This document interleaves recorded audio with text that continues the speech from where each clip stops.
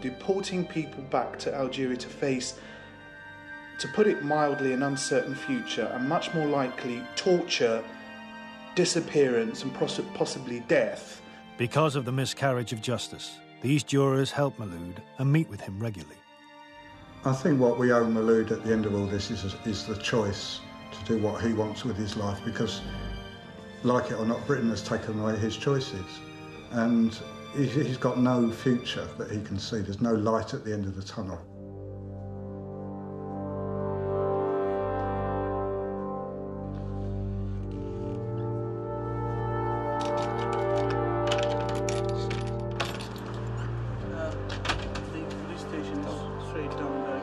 Just putting pressure and, you know, making me feel that as long as I stay in Britain, I will never have a life.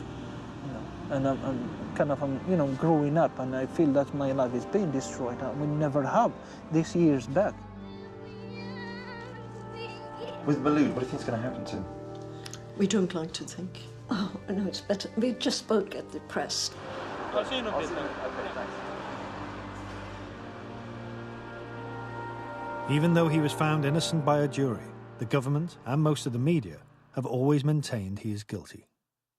We were very close indeed to disaster. There was not a specific understood and named target. The war on terror kept David Blunkett very busy. In 2003, he got to fly to the US of A and signed an extradition treaty which puts your liberty at the mercy of American justice.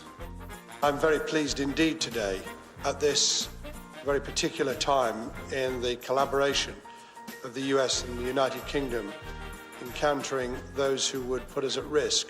There has never, in my mind, been a more gross dereliction of a government's duty to its citizens than this law.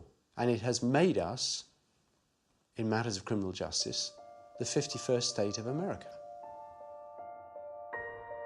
Tony Blair has rejected demands to renegotiate Britain's extradition arrangements with the United States. Giles Darby, David Birmingham and Gary Mulgrew were handed over to US Marshals at Gatwick Airport early this morning.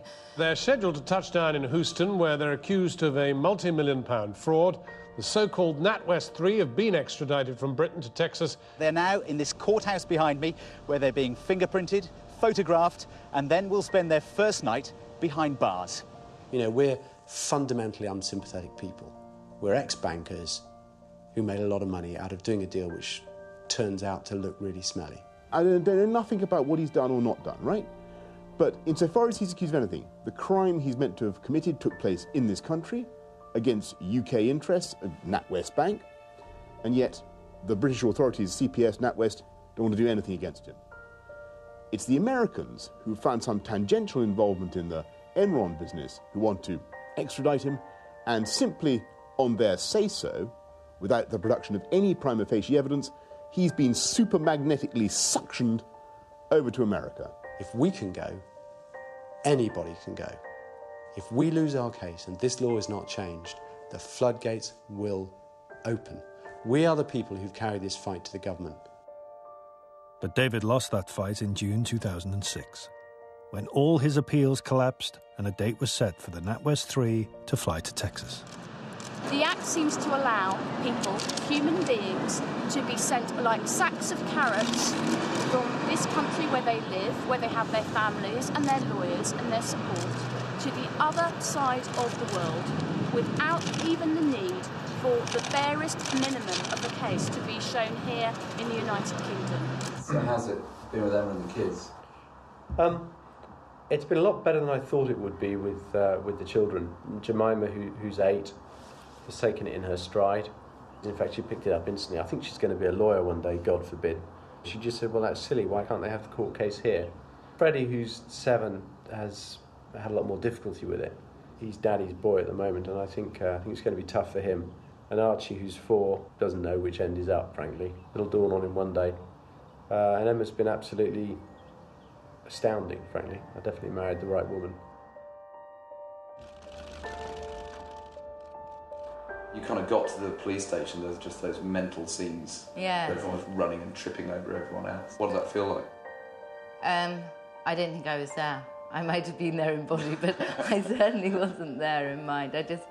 I came back home and I sort of switched on the television and they were obviously rerunning from what had happened in the morning, and I just thought, gosh, it just didn't feel like that to be me, and I was, all I was thinking was, this is just so horrible. It's a sad day for you guys, because most of you, I suspect, are British, and you got let down today by your own government. Get them out. Extradited suspects are rarely given bail in the US, as they're considered a flight risk. But because of the media storm, David, Giles and Gary were all released under strict bail conditions and are still in Texas awaiting trial. So what's it like being married to a felon? Because I was due to have a 40th birthday in August, and so I obviously cancelled that and ended up flying out to Houston to see David for that week. And a friend of mine said, I bet you never thought you'd be spending your 40th birthday in Houston with a tagged man. There's no other country in the world, really, who will extradite its own citizens to a foreign country without a prima facie case.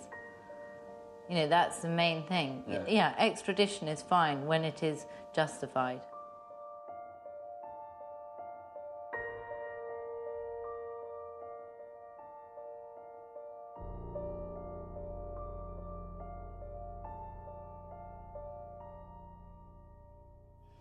And I know it's hard on America.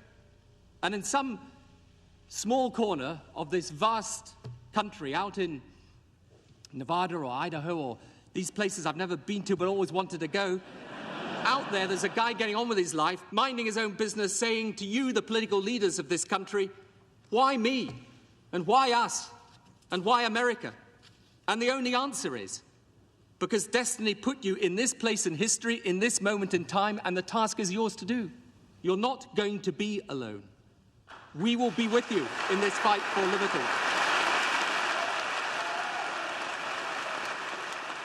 Tony Blair will have his desired place in the history books, but it will be as the British Prime Minister who helped destroy the one liberty that was supposed to be non-negotiable.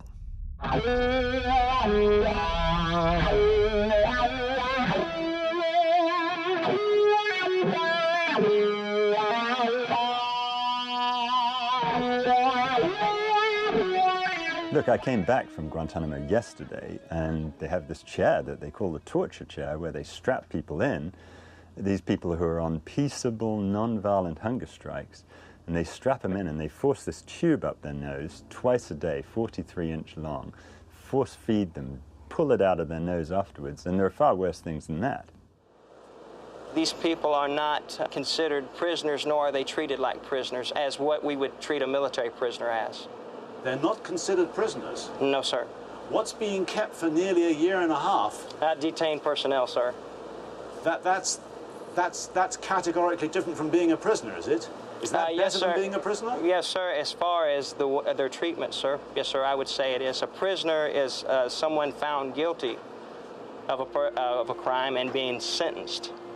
These people here are no more than merely detained, and we're extracting information.